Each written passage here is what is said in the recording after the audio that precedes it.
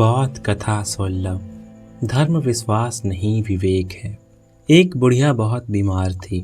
घर में वह अकेली ही थी, इसलिए बहुत कठिनाई में पड़ी थी। एक दिन सुबह सुबह ही दो अत्यंत भद्र और धार्मिक दिखने वाली महिलाएं उसके पास आई। उनके माथों पर चंदन था और हाथों में रुद्राक्ष की मालाएं, और वे अपने होठों से सतत ही राम का नाम लिए जाती थी। उन्होंने आकर उस बुढ़िया की सेवा शुरू कर दी और कहा, परमात्मा की प्रार्थना से सब ठीक हो जाएगा। विश्वास शक्ति है और विश्वास कभी निष्फल नहीं जाता। उस सीधी बुढ़िया ने उनकी बातों पर विश्वास कर लिया।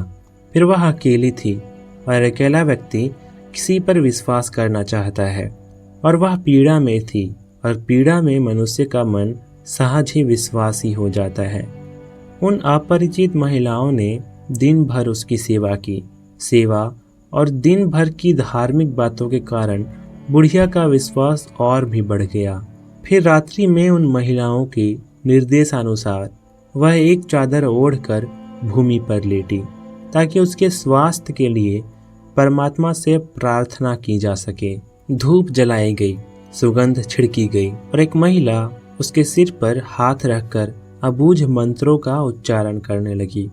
और फिर मंत्रों की एक सूर्य ध्वनि ने बुढ़िया को थोड़ी देर में सुला दिया।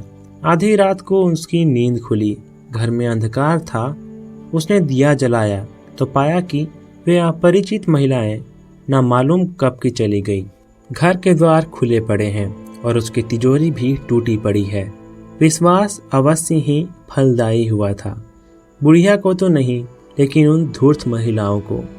इसमें कोई आश्चर्य की बात नहीं है, क्योंकि विश्वास सदा ही धूर्तों को फलदायी होता है। धर्म विश्वास नहीं विवेक है। वह अंधापन नहीं, आंखों का उपचार है, किंतु शोषण के लिए विवेक बाधा है, और इसलिए विश्वास का विष पिलाया जाता है। विचार विद्रोह है, और चूंकि विद्रोह का शोषण असंभव है, इसलिए विश्वास की शिक्षा दी जाती है। विचार व्यक्ति को मुक्त करता है, उसे व्यक्ति बनाता है, लेकिन शोषण के लिए तो भेड़ें चाहिए। भीड़ का अनुगमन करने वाले दुर्बल चित्त व्यक्ति चाहिए। इसलिए विचार की हत्या की जाती है और विश्वास पाला पोसा जाता है। मनुष्य असहाय है, इसलिए असहाय अवस्था में, अकेलेपन में विश्वास के लिए तैयार हो जाता है। जीवन दुख है, इसलिए दुख से पलायन करने के लिए किसी भी विश्वास और आस्था के प्रति शरणागत हो जाता है। यह स्थिति शोषकों के लिए, स्वार्थियों के लिए निश्चय ही स्वर्ण अवसर बन जाती है। धर्म धूर्तों के हाथों में है, इसलिए ही तो जगत में अधर्म है।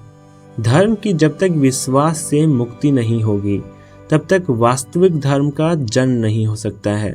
धर्म जब विवेक की अग्नि से संयुक्त होता है, तब उससे स्वतंत्रता, सत्य और शक्ति का उद्भव होता है। धर्म शक्ति है, क्योंकि विचार शक्ति है। धर्म जब विवेक की अग्नि से संयुक्त होता है, तब उससे स्वतंत्रता, सत्य और शक्ति का उद्भव होता है। धर्म शक्ति है, क्योंकि विचार शक्ति है। धर्म प्रकाश है, क्योंकि प्रज्ञा प्रकाश है। धर्म मुक्ति है, क्योंकि विवेक मुक्ति है।